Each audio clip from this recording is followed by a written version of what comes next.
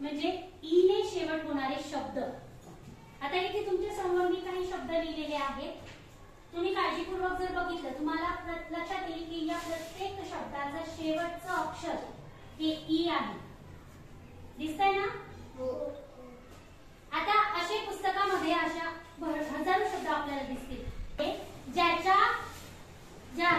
शब्दाच्या शेवटी ई आलेले.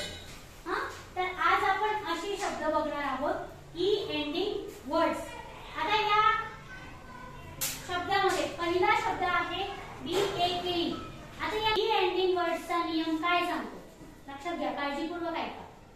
ई एंडिंग वर्ड्सचा नियम असा आहे की या शब्दांमधलं शेवटचं ई आहे की नाही त्याला विसरून जायचं. विसरून जायचं म्हणजे त्याचा आवाज लिहायचा नाही आणि त्याच्या आधी येणारं व्हावेल. आता इथे त्याच्या आधी येणारं व्हावेल कोणतं आहे? ए. कोणतं आहे? ए. मग या व्हावेलचा आवाज न लिहिता त्याचं नाव लिहायचं. आता ए चा आवाज काय शिकलोय आपण? ए शिकलोय.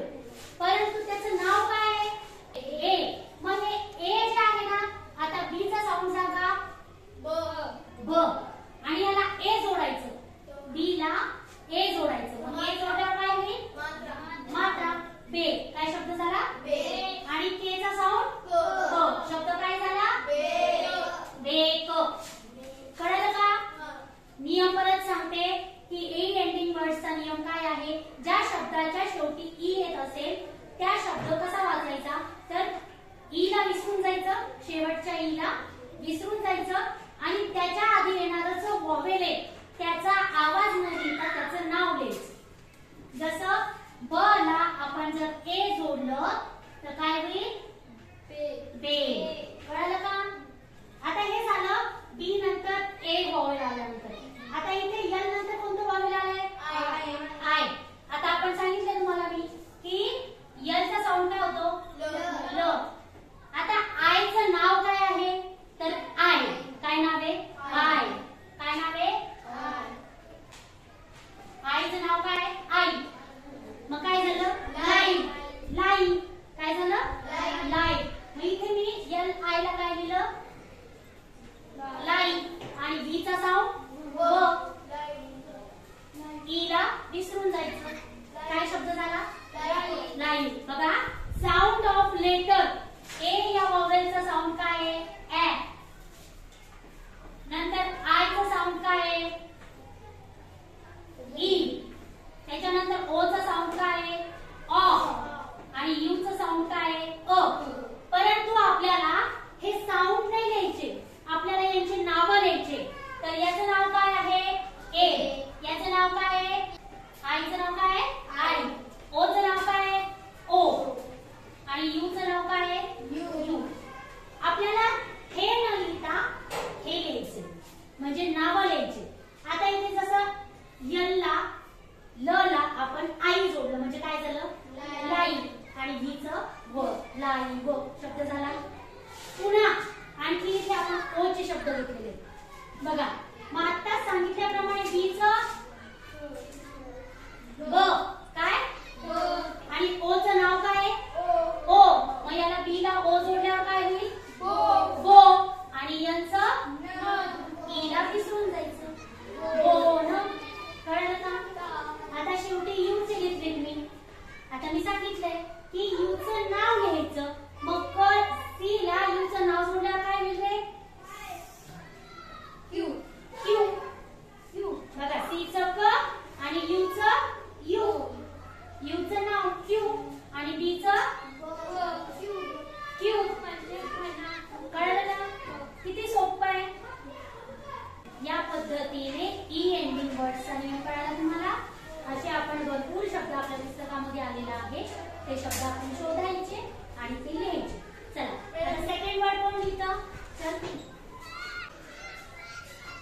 सी चं क घ्या. आणि ए साठी काय सांगितलं? हा म्हणजे ए.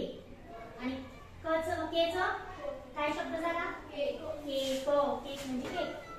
बेक म्हणजे भाजणे. आता पुढचा लिहा. चल लिहा.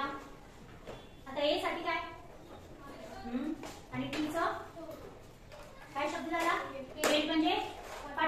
चला पुढचं लिहा.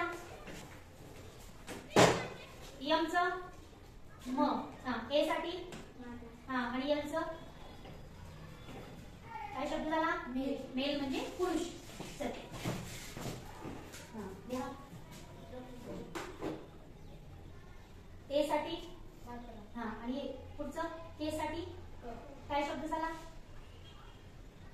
वेग म्हणजे जागे होणे. चला आय आलेले आहे. बला आई जोडल्यावर काय होईल? बाई. हा बा ई हा आणि ती त. Very good. वाईट म्हणजे व्हेरी गुड. चला नेक्स्ट कोण लिहितं? आणि बी च ड काय शब्द झाला? हाईड म्हणजे लपवणे किंवा लपणे. चला नेक्स्ट कोण लिहितं? चल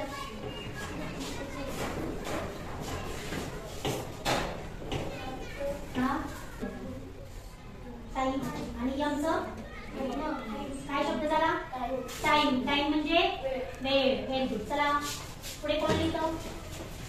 यच हो साठी काय सांगितलंय? हा आणि यम च म काय शब्द झाला? होम म्हणजे घर. चला नेक्स्ट कोण लिहितं? चल आयशा पुढचं लिहायचंय तुला. टी च हा आणि यू साठी हा ट्यू आणि बी च लिहा. चला आयशा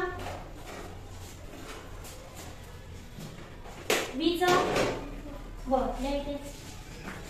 हो साठी काय सांगितलं? हा कानाने हा हो आणि टी च छान काय शब्द झाला?